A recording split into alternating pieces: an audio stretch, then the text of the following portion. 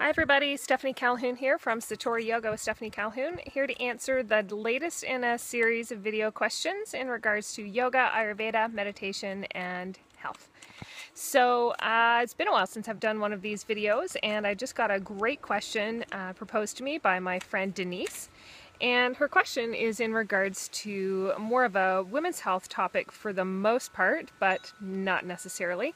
In regards to breast health. So what can we do to make sure that we maintain healthy breast tissue from an Ayurvedic perspective?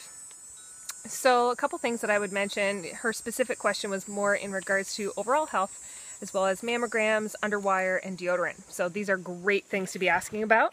In terms of overall health, how do I feel as an Ayurvedic practitioner or as a woman about mammograms? Well, I've recently undergone my first mammogram. So I'm 41, almost 42, and I think the average recommendation now is between 40 and 45, depending on your family history. And the duration of time between mammograms has extended, I believe, rather than annually necessarily. In certain cases, they will go a little bit longer.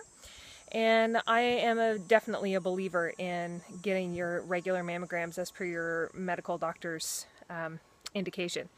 They can be incredible for preventing any cancers and finding what we may not be able to find ourselves.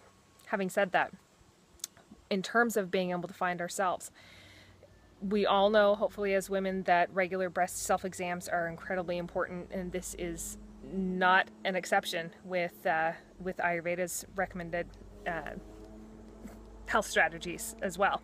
So what we would recommend with Ayurveda is doing not only regular self-massage to the breast tissue, but we have something that we call Abhyanga, or the ancients called Abhyanga, which is a self-oiling massage.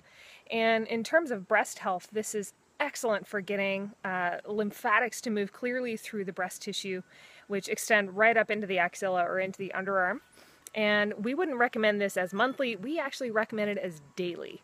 So in regards to breast health specifically, if you have particular things you're concerned about, such as fibrous or lumpy breasts, then what we would do is have our self-massage be done with a specific oil for this condition. So if there's lumpiness or fibrosity in your breast tissue, you may want to consider using a castor oil to do regular self-massage. If you have any inflammatory conditions, heated conditions, or any redness to the skin, certainly see your physician, but you may want to use a coconut oil, which is more cooling in nature. It could help reduce any inflammation. If you have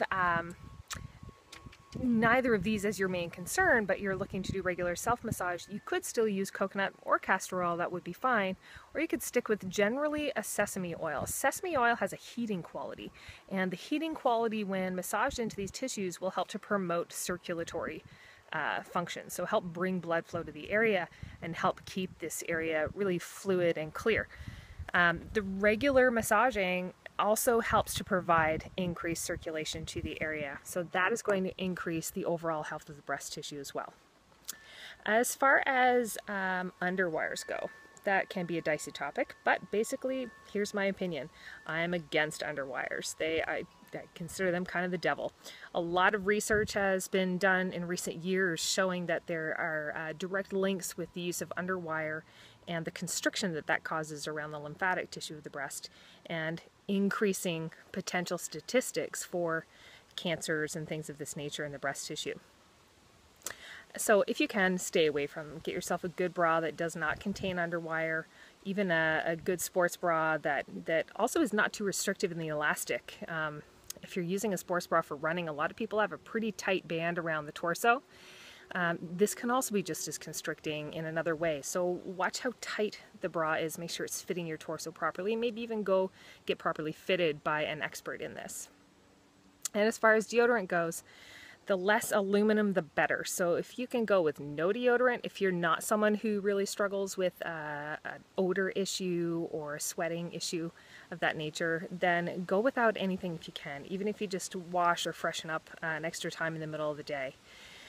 Any kind of congestion that you create in the armpit will create a lot of congestion to the breast circulation, the lymphatic circulation. So if you can minimize that, you're at a greater advantage. Secondarily, if you're if you are using a deodorant product, try to find one that is as naturally derived as possible, something like Tom's of Maine, or using one of the crystal stones that you would use for deodorant substitute.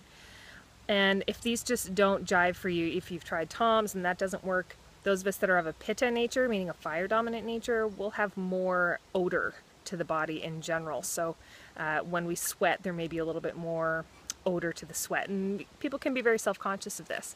So if that's you, I have found that if there's certain days when the Tom's just isn't cutting it for me, sometimes there's one that I have used simply because it's made from what they call a cotton technology. So it's aluminum free and it's made by Adidas. So it's another deodorant product. You want to stay away from, if you can, the antiperspirant, because perspiring from the axilla or the armpit is very, very critical to overall health. And make sure these passages and areas stay really clear.